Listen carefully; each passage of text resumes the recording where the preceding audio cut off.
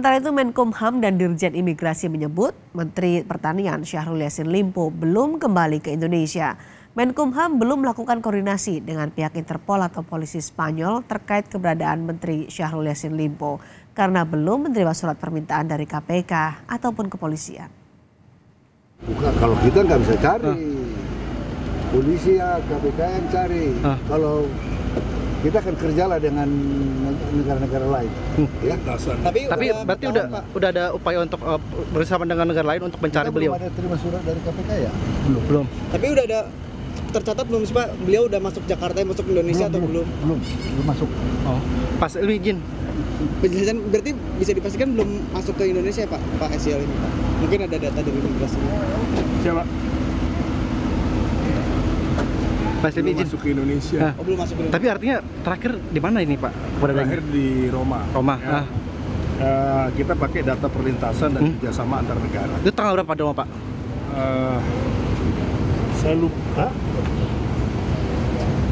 24 September berangkat. Ya. Saya masih cek ya datanya.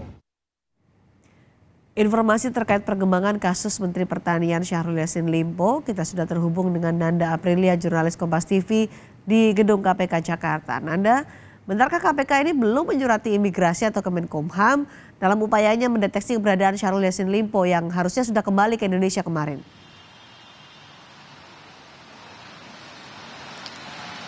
Selamat petang Cindy dan juga saudara. Hingga saat ini pun kami masih mencoba terus menggali informasi dari pihak KPK.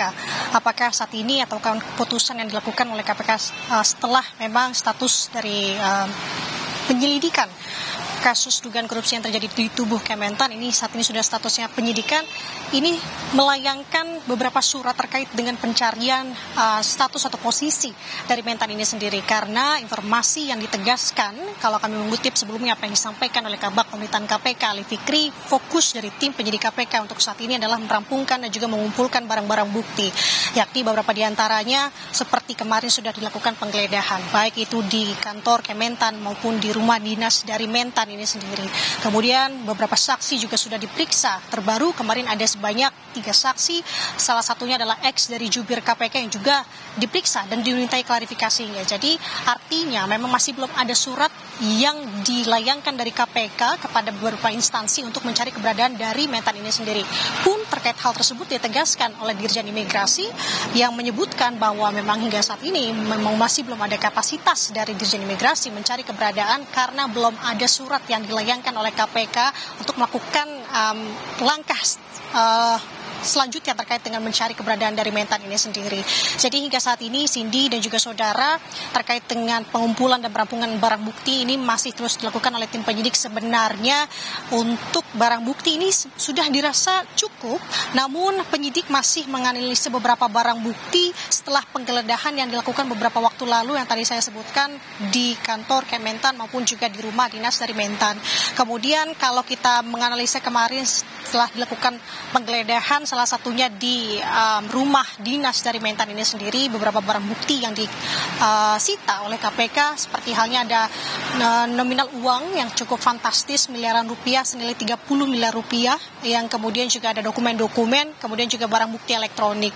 Dan terkait dengan saat ini juga saksi masih terus digali informasinya terkait dengan membangun konstruksi perkara ini agar menjadi rampung. Kemarin menurut penuturan dari Febri Diansyah yang juga sudah dimintai klarifikasinya oleh tim penyidik KPK, yang menegaskan bahwa Febri Diansyah ini juga mendapatkan isu lain dari kasus ini. Ia disebut atau diduga ini terjerat kasus perintangan penyidikan, yakni dari rasuah di tubuh Kementan.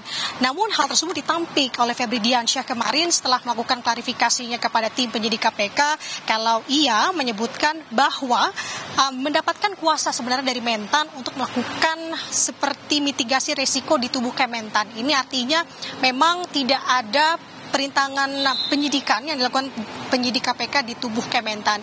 Hingga saat ini berarti yang fokusnya adalah Cindy adalah mencari di mana keberadaan dari Mentan itu sendiri. Kemudian nanti apakah kita tunggu KPK akan melakukan atau melayangkan surat pemanggilan kembali kepada Mentan, karena kita sebelumnya mengetahui Mentan sudah diperiksa penyidik KPK terkait dengan dugaan kasus korupsi di tubuh Kementan ini. Baik. Cindy. Nanda Aprilia melaporkan langsung dari Gedung KPK Jakarta. Terima kasih Nanda.